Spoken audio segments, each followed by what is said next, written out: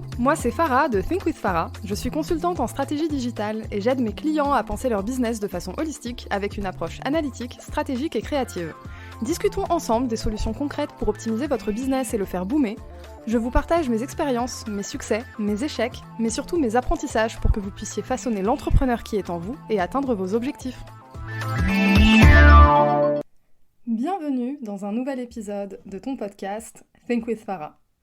Aujourd'hui, j'aimerais te parler de loi de l'attraction. Tu sais que c'est un sujet que j'adore, mais avec un petit twist, j'aimerais te parler des gens que tu attires. Je parle régulièrement de loi de l'attraction dans son business, c'est-à-dire le type de client que tu peux ramener, le type d'opportunité, etc. J'ai vécu quelque chose très récemment qui m'a montré que j'avais une communauté à mon image. Si tu me suis sur Instagram, et si c'est pas le cas d'ailleurs, tu peux commencer à me rejoindre sur Instagram @thinkwithfarah. Donc si tu me suis, tu sais que récemment, j'ai découvert que j'avais un trouble psy, un TDAH, c'est-à-dire un trouble du déficit de l'attention et de l'hyperactivité, et également que j'étais au potentiel. Je l'ai découvert vraiment très récemment. Ça a eu beaucoup d'impact dans ma vie, dans ma manière de voir mon business. D'ailleurs, c'est pour ça que j'ai mis la création du programme Think With Yourself en pause, le temps de bien réfléchir et recontextualiser ce que j'allais mettre dedans. Et j'ai beaucoup communiqué sur le sujet sur Instagram. J'en ai eu besoin et j'ai aussi pensé que c'était important. Ce qu'il s'est passé. Dans un premier temps, j'ai perdu beaucoup de followers quand même. La dernière fois que j'ai regardé, j'en avais perdu une 60aine. Ça monterait peut-être à 100. Je sais pas, mais j'en ai perdu quand même pas mal. Mais par contre, à l'inverse, j'en ai quand même pas mal qui m'ont rejoint également. Et surtout, j'ai commencé à avoir une réelle interaction avec les gens de ma communauté. Et là, c'était vraiment de manière flagrante. Tu attires les gens qui te ressemblent, mais également les gens qui te comprennent et qui t'apprécient pour ce que tu es. Ça, c'est quelque chose que j'ai constaté de manière vraiment immense et ça m'a fait beaucoup de bien.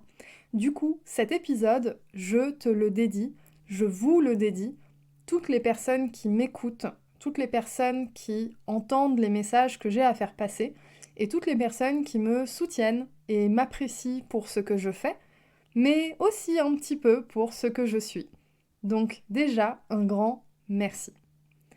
Ce que j'ai vécu, par contre, je ne l'ai pas vécu parce que je suis Farah de Think with Farah. Je l'ai vécu parce que ça fonctionne vraiment comme ça. On attire les opportunités pour lesquelles on est prêt ou prête, mais on attire aussi les gens avec qui on peut vibrer, avec qui on se sent bien et avec qui on se comprend. Pourquoi je dis tout ça ? Je dis ça pour les personnes qui se retiennent, qui ont un peu peur de se lancer, de communiquer sur leur business, de communiquer sur leur offre, de partager leur art, peut-être qui leur paraît un peu original, ou une manière de communiquer originale, etc., etc. Si tu es dans cette situation, lance-toi, fais-le. Il y a des gens qui te ressemblent. Il y a des gens qui sont prêts et prêtes à entendre ce que tu as à dire et à recevoir ce que tu as à partager. Je sais que on a tendance à se sentir un peu seul quand on veut se lancer dans l'entrepreneuriat, dans l'art, etc., dans tout type de projet, où il y a la notion de personal branding ou d'un produit qui est vraiment le fruit de nous-mêmes, quelque chose de très personnel. C'est assez effrayant de s'afficher au grand jour, de s'afficher au monde, etc., de se dire « Ok, donc je vais montrer profondément qui je suis et ce qui est important pour moi. » Et en face, il y aura des gens qui auront le pouvoir de me dire « Bah non, ça m'intéresse pas, salut !» Et la réalité, c'est que, effectivement, il y aura bien des gens comme ça. Mais la réalité, c'est aussi que c'est pas un problème du tout, que c'est quelque chose de totalement normal, et que, à l'inverse, de l'autre côté, les personnes qui vont t'apprécier t'apprécieront vraiment. Toi, en tant que personne, si c'est ce que tu as mis en avant, ou les produits que tu as partagés, parce que ces produits-là résonnent avec la communauté que tu es en train de créer.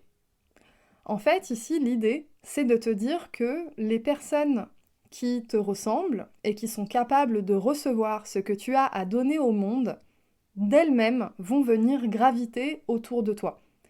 De la même manière que toi, tu gravites autour de personnes qui te touchent, que tu apprécies, qui ont des choses à t'apporter.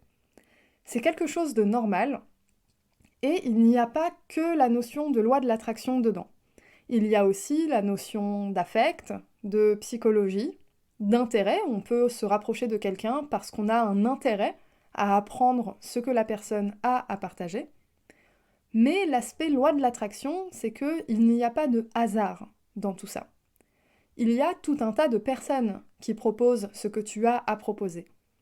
Qu'est-ce qui va faire que quelqu'un va se rapprocher de toi et pas d'un ou une de tes concurrents? Eh bien, c'est ta personnalité. C'est la manière dont tu mets en avant ton produit. Ça peut être le travail de recherche qu'il y a derrière, l'éthique que tu as voulu mettre dans la création de ton produit ou de ton service. Bref, ta patte personnelle.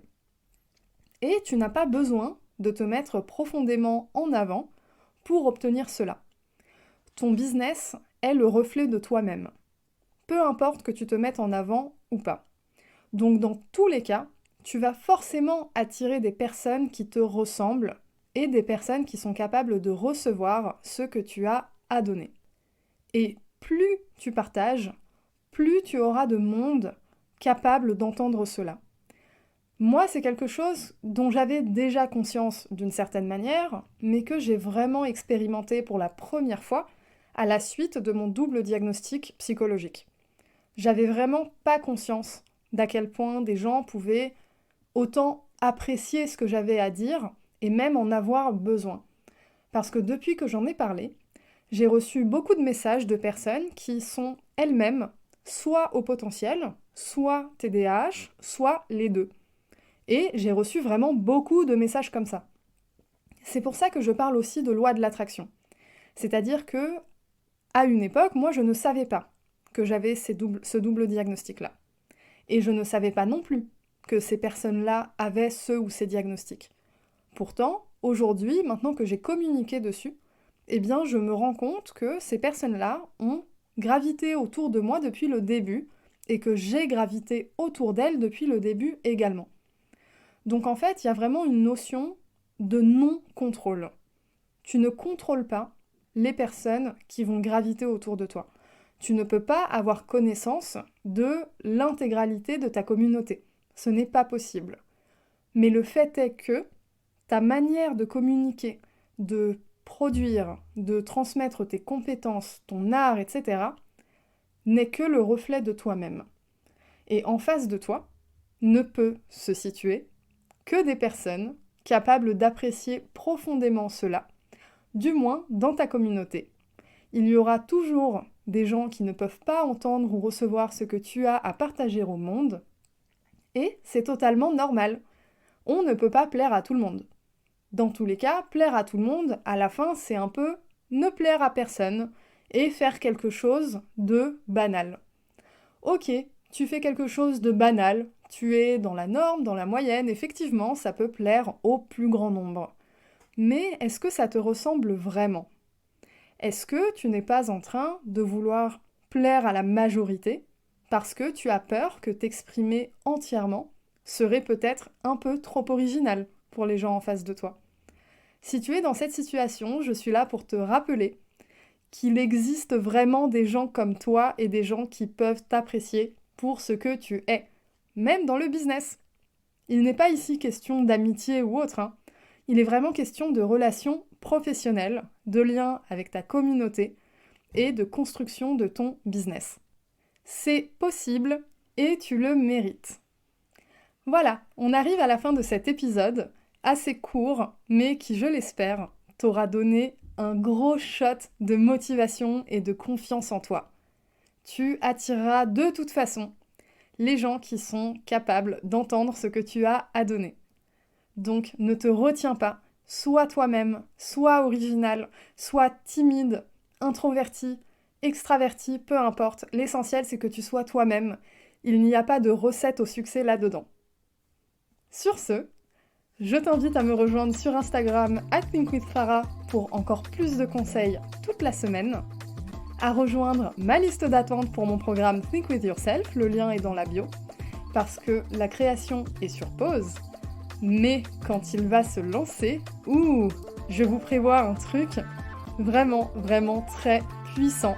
Donc tu veux être dans la liste d'attente, crois-moi, il y aura des belles surprises. Allez, je te laisse là et je te dis à la semaine prochaine.